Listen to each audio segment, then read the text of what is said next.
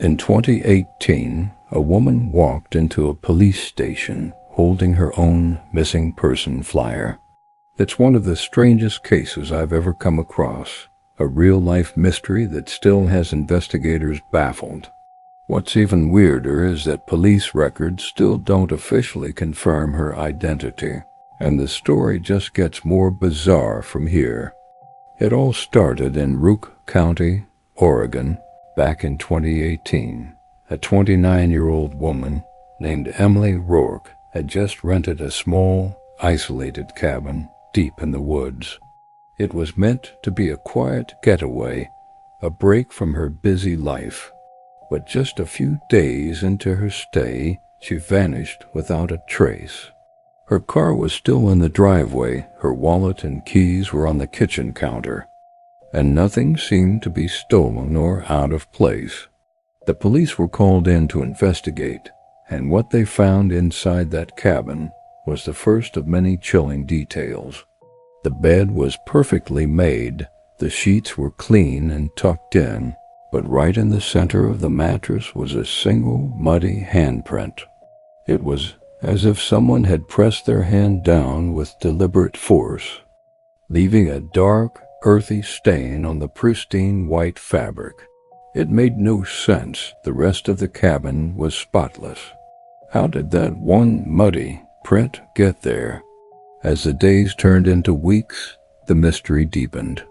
Neighbors who lived quite a distance away started reporting strange occurrences. Several of them claimed to hear the sound of someone walking on the gravel driveway of Emily's cabin every single night, always around the same time, just after midnight. The crunching of footsteps would approach the front door, pause for a moment, and then fade away. One neighbor even set up a security camera. What it captured was terrifying. A grainy, shadowy figure, a silhouette that matched Emily's build, would walk up to the front door and just stand there. The figure never tried to open the door, never knocked, just stood silently for a few minutes before turning around and walking away into the darkness. But here's the truly impossible part.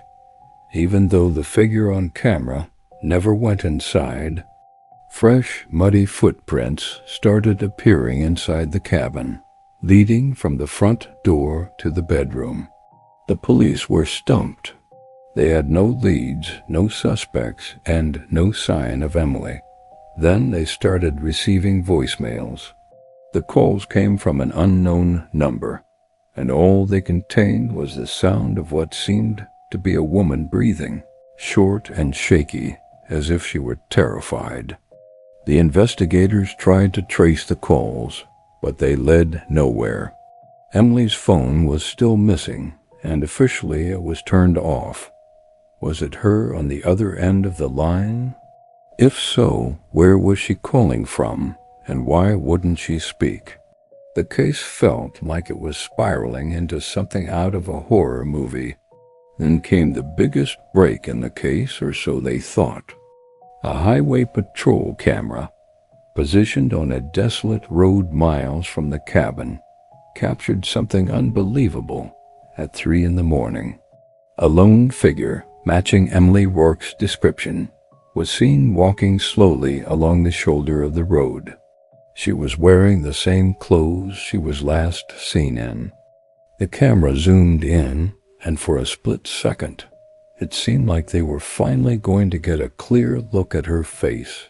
The figure stopped walking and turned its head, looking directly into the camera lens. But her face, it was a blur. It wasn't pixelated or out of focus. It was smeared as if someone had smudged a wet painting. And just as the figure stared into the camera, the video feed glitched violently and cut to static. The footage was gone. Now, let's go back to the beginning. The woman who walked into the police station with Emily's flyer. The officers were stunned. She looked just like the photos, but she was disoriented and confused. She couldn't remember her name, couldn't explain where she had been for the past few weeks. or how she got the flyer. They ran her fingerprints, but they didn't match Emily Rourke's records or any other database on file. It was as if this woman didn't exist. While the officers were scrambling to process her and figure out what was going on, she simply stood up and walked out of the station. She vanished into the crowd before anyone could stop her, and she was never seen again. To this day, the case of Emily Rourke remains unsolved. Was the woman in the station Emily? An imposter? Or something else entirely? So here's my question for you. If you were one of the officers in that station, would you have followed her out the door? Let me know what you would do in the comments below. You've probably seen those viral clips floating around. An influencer is doing a live stream, and viewers start noticing something terrifying in the background. A shadowy figure just standing there inside her locked apartment. If you haven't heard this story, you need to listen. It all started with a 24-year-old lifestyle creator from Seoul named Sari Lin. She was known for her makeup tutorials and daily vlogs, broadcasting live from her cozy apartment. But one night, her viewers started freaking out. In the comments, people were spamming about a person standing behind her. At first, you can barely see it, just a blurry shape in the doorway of her bedroom. But as her streams continued, it kept happening. Viewers started screen recording, and that's when the most disturbing detail emerged. Every time the figure appeared, its head was tilted at the exact same angle. It never moved, it just stood there. Creepy, right? Sari initially brushed it off as a trick of the light or a jacket hanging on the door. Her audience wasn't convinced. They begged her to check to make sure she was safe. Sari kept insisting she lived alone and always locked her door. She was getting annoyed, but the comments were relentless. So one night, to prove everyone wrong, she grabbed her camera during a live broadcast and walked over to the closet where the figure was supposedly seen.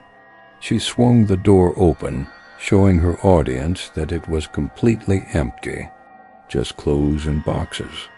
She laughed, a little relieved, and went back to her desk. But just minutes later, the chat exploded again.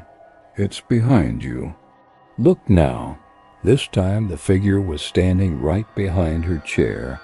You could see it clearer, now tall, slender, and featureless.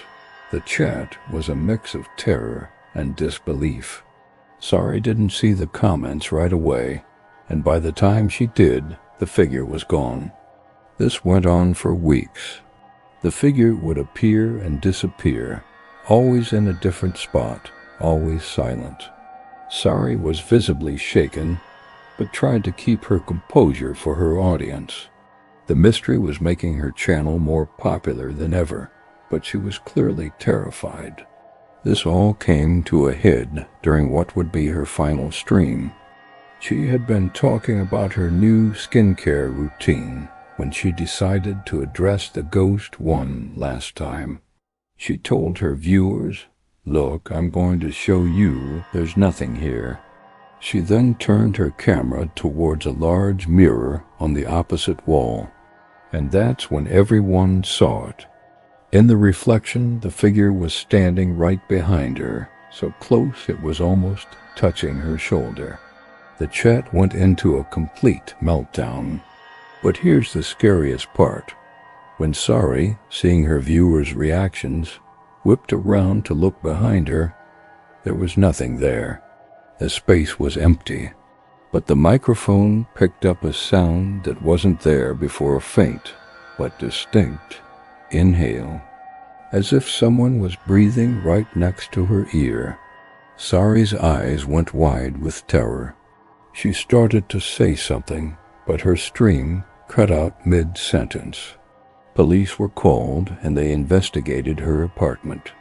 They found no signs of a break-in, no evidence that anyone other than Sari had been inside. She was gone. Her channel went silent, but her subscribers never forgot. To this day, people who go back and watch her archived footage claim the figure still appears, but it's not always in the same place as it was in the original stream. Sometimes it's in the corner of the room. Other times it's peeking out from behind a curtain. It's like the footage itself is haunted. What do you think happened to Sari Lynn? Is this a clever hoax, or did something far more sinister happen in that apartment? Let me know your theories in the comments. In 2016, something truly chilling was captured on a baby monitor. What you're about to hear is the recording that preceded the complete disappearance of an entire family. Listen closely. It sounds like someone whispering from inside an empty crib. This terrifying event took place in the quiet, isolated town of Hillsford, Montana, a place you'd never expect something like this to happen. The family involved was the Winthrops, a young couple, Sarah and David, and their newborn daughter, Emily. Like many new parents, they installed a state-of-the-art baby monitor in their nursery to keep an eye on their little one. But what they discovered was far from comforting. It all started subtly. The crib had a built-in motion sensor, a common feature, but this sensor began activating at odd hours of the night. At first, they dismissed it as a glitch, but then they noticed it would go off even when Emily was fast asleep in her bassinet across the room, nowhere near the crib. The parents grew uneasy, but they couldn't find a logical explanation.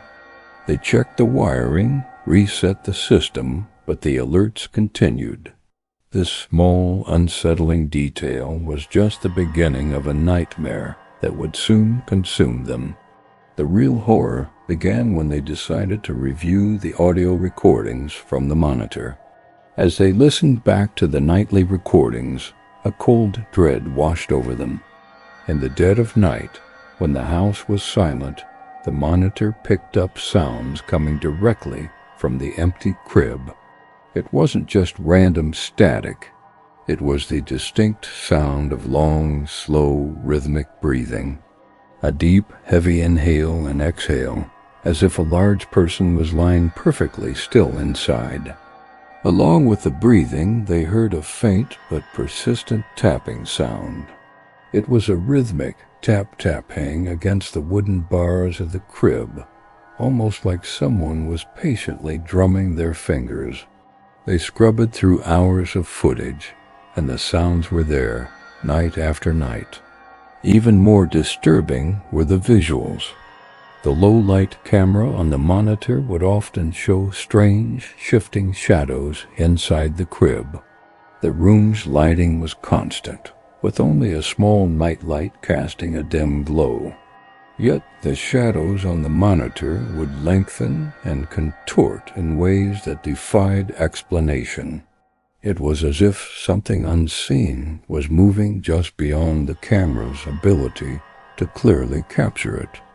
The couple grew increasingly terrified, sleeping in shifts and barely leaving the nursery's side. They documented everything, hoping to find an answer. What they recorded in their final hours is the most disturbing part of all. The last piece of footage from the Winthrop's home is grainy and chaotic. It shows Sarah and David cautiously entering the nursery. The camera, positioned on a dresser, captures them whispering urgently to each other, their faces etched with fear. They're pointing toward the crib, which is just out of the camera's direct view. Suddenly, their hushed conversation stops. Both of them whip their heads around to face the crib, their eyes wide with a look of utter confusion and disbelief, as if they've just seen something impossible. In that exact moment, the camera begins to shake violently. The image blurs, there's a sound of a crash, and then nothing. The feed cuts to black. When police were finally called to the residence for a wellness check days later, they found the house completely empty. There were no signs of forced entry, no struggle, nothing was out of place except for the family. They were gone. In the nursery, investigators found the baby monitor smashed on the floor. But the most unsettling discovery was the crib itself. The sheets and mattress were deeply indented, forming the clear, unmistakable impression of a full-grown adult body, as if someone had been lying there just moments before and had simply vanished. The Winthrop family was never seen or heard from again. So after hearing all this, let me ask you, if you heard those sounds coming from your baby's crib, would you have gone in to check? Let me know your answer in the comments below. Thanks for watching.